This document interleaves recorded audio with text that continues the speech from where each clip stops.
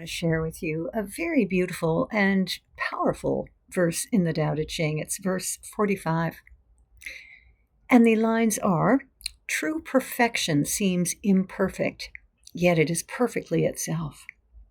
True fullness seems empty, yet it is fully present. True straightness seems crooked. True wisdom seems foolish. True art seems artless. The master allows things to happen. She shapes events as they come. She steps out of the way and lets the Tao speak for itself. So let's take a look at this verse because, as I say, it's very powerful and yet in a subtle way. And like so many of the verses in the Tao Te Ching, it seems to be full of contradictions. Yet when you dig underneath, it makes perfect sense.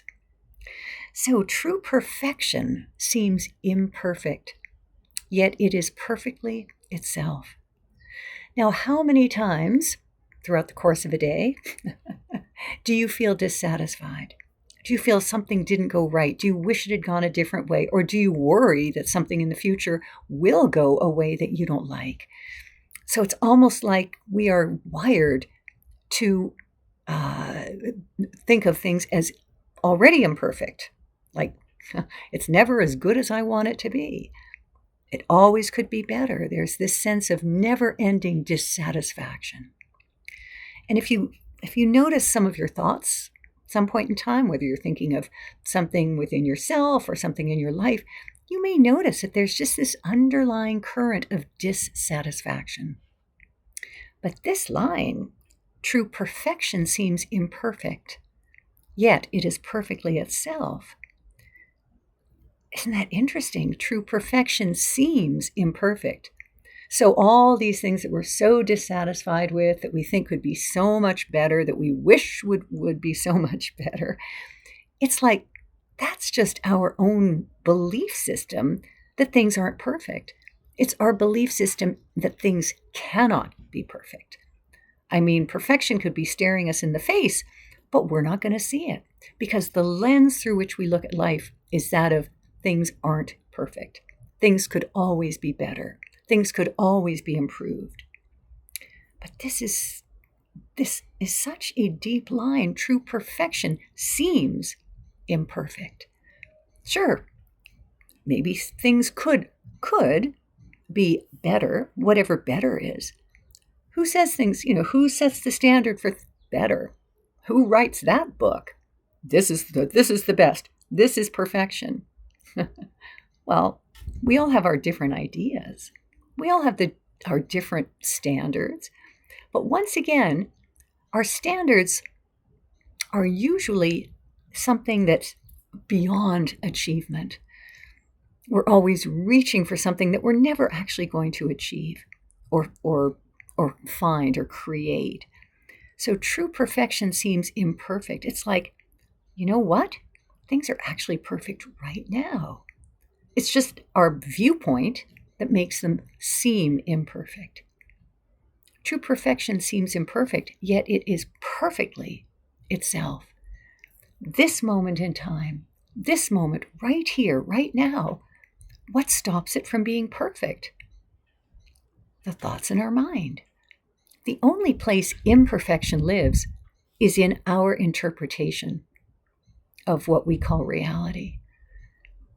If we didn't think things could be better, if we didn't fixate on things not being as good as we would like them to be, we would be quite content. And that's what the last part of this verse is really pointing out. The master allows things to happen. She shapes events as they come. And I had an experience in my own life last week where something happened that really threw me. And I wasn't expecting it, and it wasn't a big deal, but it marred something that I had been enjoying. It cast a shadow over something that, to my mind, actually did feel pretty perfect. But I got a reflection back that something could have been improved. And it really sent me into a bit of a funk. It took away the joy that I had had and made me start to think, well, that was not a perfect experience. In fact, There were some things that could have been better about that, that should have been better about that. And and once again, that was my interpretation. I took something on and made it real for me. It dampened down my joy because I began to see something as imperfect. I began to view something that actually beforehand I had been quite content and even delighted with. And suddenly I began to feel otherwise. Suddenly I began to look at all the ways it had been imperfect. So the master allows things to happen. She shapes events as they come, because you know what? That actually gave me a great opportunity. Number one, to begin to recognize how I was the one who was undermining my own experience.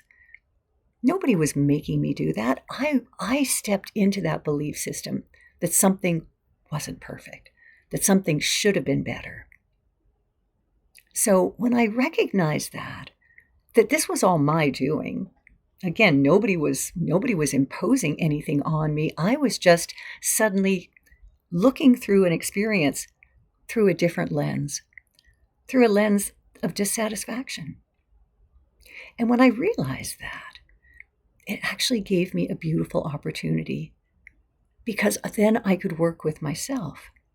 I could recognize this let's call it a vibration or a frequency. These are words we like to toss around these days, but they're valid words.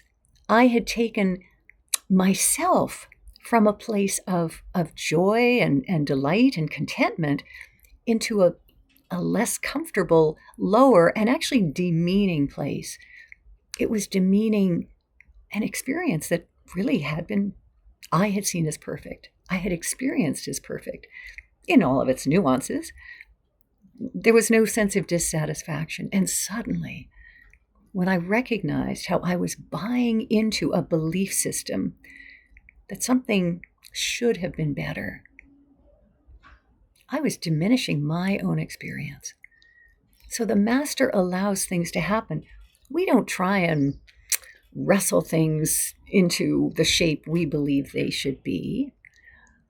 We don't try and impose our dissatisfaction onto things that likely we have no control over anyway. The master allows things to happen. We take things that come and shapes events as they come. So when something happens, rather than look at it through that negative lens of, oh, this shouldn't have happened that way, this is wrong, blah, blah, blah, blah, we deliberately find a lens that looks at it as perfectly itself. True perfection seems imperfect, yet it is perfectly itself. So when we shape things through that lens, that this is absolutely perfect, I don't need it to be any different than the way it is.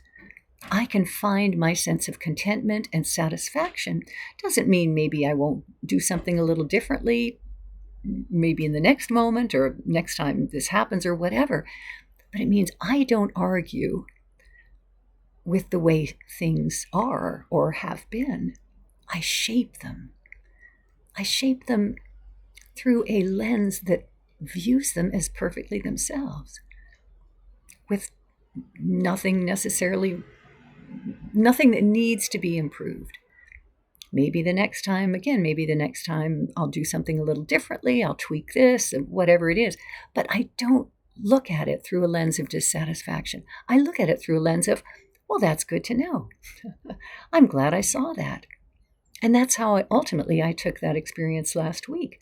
I recognized that I had moved myself into a place of dissatisfaction, and that I was the only one who could do that, and I was also the only one who could shift myself back into that state of seeing it as absolutely perfect. True perfection seems imperfect, yet it is perfectly itself.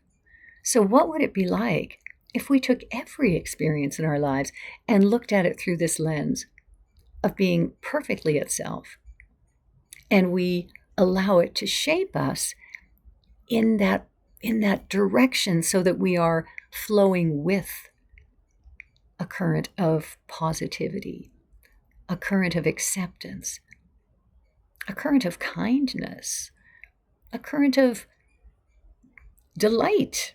Even when something doesn't seem very delightful, it's like, well, I can allow this too. I can accept this.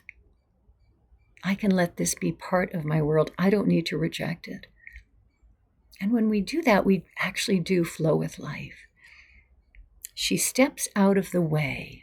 Like we step out of the way. We become like a river that just flows around obstacles. There's a big rock, we just flow around it. We step out of the way. We don't impose our sense of dissatisfaction that something should have been different, should have been better. We don't impose that. We shape events as they come, and we step out of the way.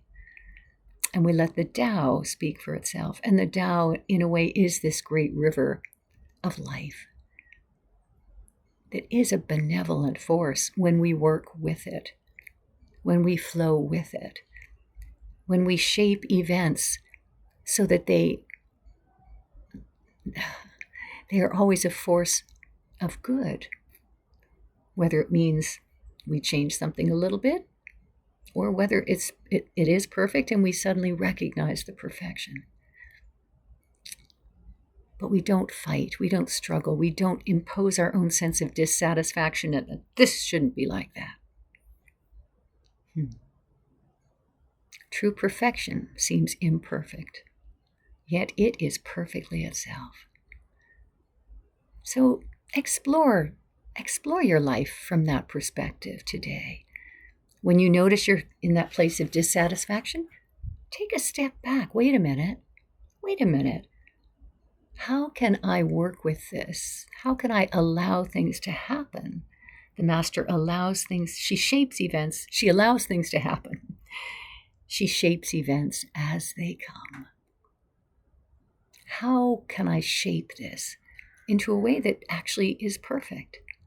Even though my first thought was how imperfect it is, how it should be different, and I'm not satisfied with it. Well, let me see if I can view it through this lens of it's actually perfect as it is. The master allows things to happen. She shapes events as they come. She gets out of the way. We step out of our own way and lets the Tao speak for itself. Because when we truly view everything as positive, as food for our own ever-expanding evolution, then that's what it becomes. That becomes our experience in this moment, in this moment, in this moment, in this moment, and in this experience, in this experience, in this experience, in this experience. So see if you can experiment with this a bit today. True perfection seems imperfect, yet it is perfectly itself. So experiment with looking at things that happen in your life through this lens of being perfect. And have fun with it. It's quite a journey.